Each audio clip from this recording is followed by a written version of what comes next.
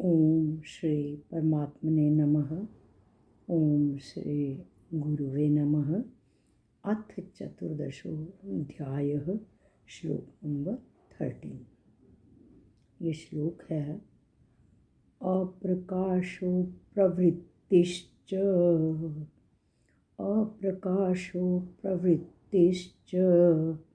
प्रमादो मोह एव च तमस्येतानि जायन्ते विवृद्धे कुरु नंदन।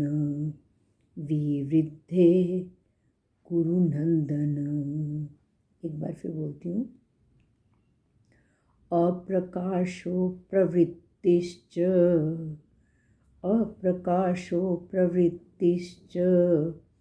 प्रमादो मोह एव च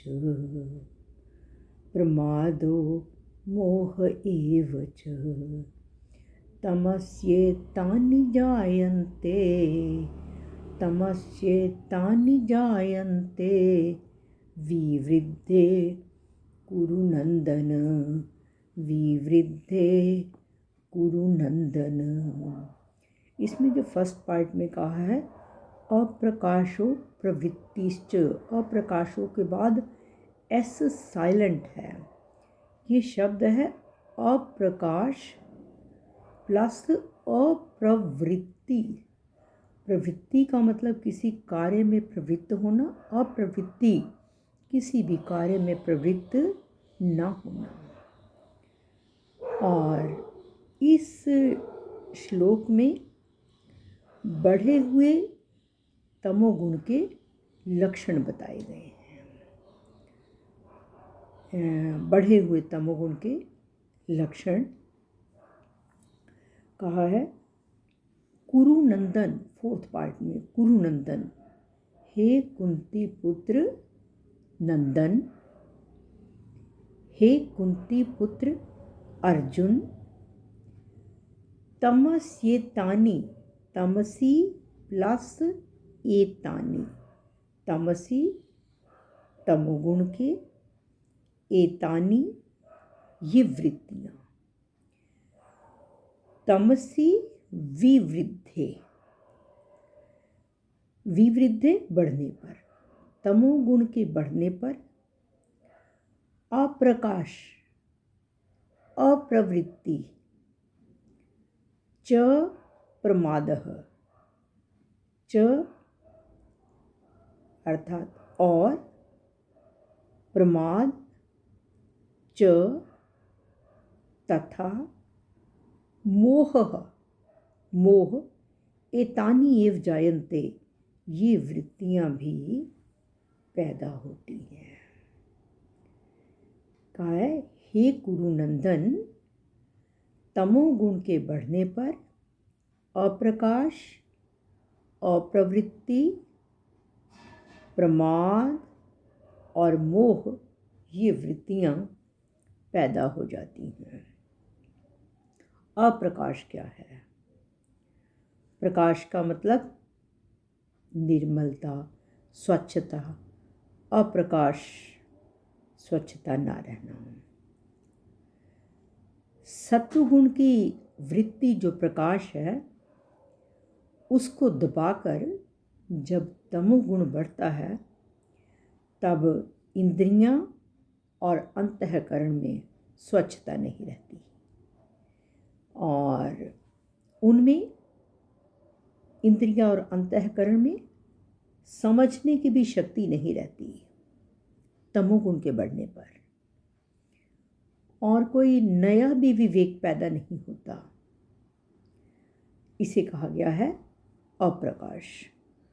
और दूसरी वृत्ति है अप्रवृत्ति। अप्रवृत्ति का मतलब किसी भी कार्य में प्रवृत्त न होना। रजोगुण की वृत्ति है प्रवृत्ति, किसी कार्य में प्रवृत्त होना। रजोगुण को दबाकर जब तमोगुण बढ़ता है तब कोई भी कार्य करने को मन नहीं करता, इंसान खाली बैठे रहने को उसका मन करता है, कोई भी जो ज़रूरी कार्य करना है उसमें उसकी रुचि नहीं होती। इसलिए यहाँ शब्द कहा गया अप्रवृत्ति, किसी भी कार्य में प्रवृत्त ना होना। आगे कहा है प्रमाद। प्रमाद का मतलब है कि जो करने लायक कार्य है उसको नहीं करना, जो ना करने लायक कार्य है उसको करना। करने लायक कार्य को ना करने का मतलब कि जिस कार्य में दूसरों को सुख मिलता हो, दूसरों को प्रसन्नता मिलती हो, वो कार्य करने को मन नहीं करता। तमोगुण की वृत्ति बढ़ने पर, और ऐसा कार्य करने पर ना ही परमार्थिक उन्नति होती है, ना ही सांसारिक उन्नति होती है, ना ही समाज का कोई काम होता है। जो कार्य करने लायक है उसमें उसका मन नहीं करता, और जो ना करने लायक है वो कार्य वो करता है। ना करने लायक कार्य क्या है? खाली बैठे रहना, बीड़ी सिगरेट, नशा करना, ताश खेलना। ये कहा गया है कि जो ना करने लायक कार्य है उसमें वो प्रवृत्त हो जाता है, वो कार्य करता है। प्रमाद इसे कहा गया है कि जो करने लायक कार्य है उसे ना करना, और जो ना करने लायक कार्य है उसे करना, प्रमाद। उसके बाद कहा गया है मोह। तमोगुण के बढ़ने पर मोह की वृत्ति आ जाती है। हमारे अंदर जो विवेक विरोधी भाव हैं वो पैदा होने लगते हैं। कुछ जो अच्छा करता है उसका इंसान विरोध करता है। काम को करने या ना करने में विवेक काम नहीं करता, मूर्खता छा जाती है, और जिससे इंसान की परमार्थिक और व्यवहारिक काम करने की शक्ति नहीं रहती। ये कहा गया है मोह।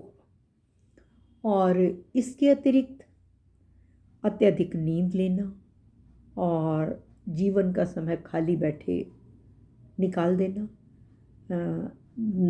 धन की वेस्टेज ऑफ मनी, धन निरर्थक नष्ट करना, ये जितने भी निरर्थक कार्य हैं ये सारे तमोगुण के अंदर आ जाते हैं।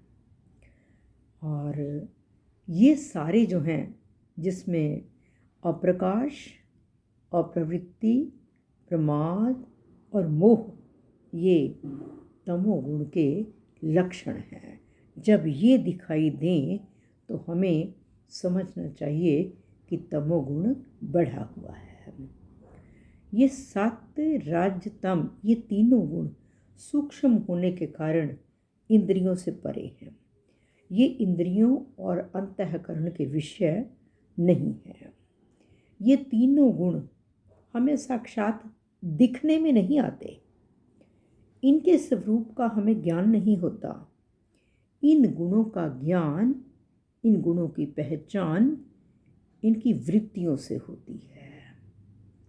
और क्योंकि ये वृत्तियाँ स्थूल होने से इंद्रियां और अंतःकरण का विषय हो जाती हैं, इसलिए कहा गया है कि जिससे अतीन्द्रिय गुणों की पहचान हो जाए, मतलब कि गुणातीत बनना है। साधक सावधानी पूर्वक सतोगुण, रजोगुण और तमोगुण का त्याग करके गुणातीत बन जाए। और एक बार फिर श्लोक में बोलती हूँ, अप्रकाशो प्रवृत्तिश्च प्रमादो मोह एव च तमस्येतानि जायन्ते विवृद्धे कुरु नंदन। हे अर्जुन, तमोगुण के बढ़ने पर अप्रकाश, अप्रवृत्ति, प्रमाद और मोह, ये वृत्तियाँ पैदा हो जाती हैं। श्री कृष्ण अर्पणम अस्तु।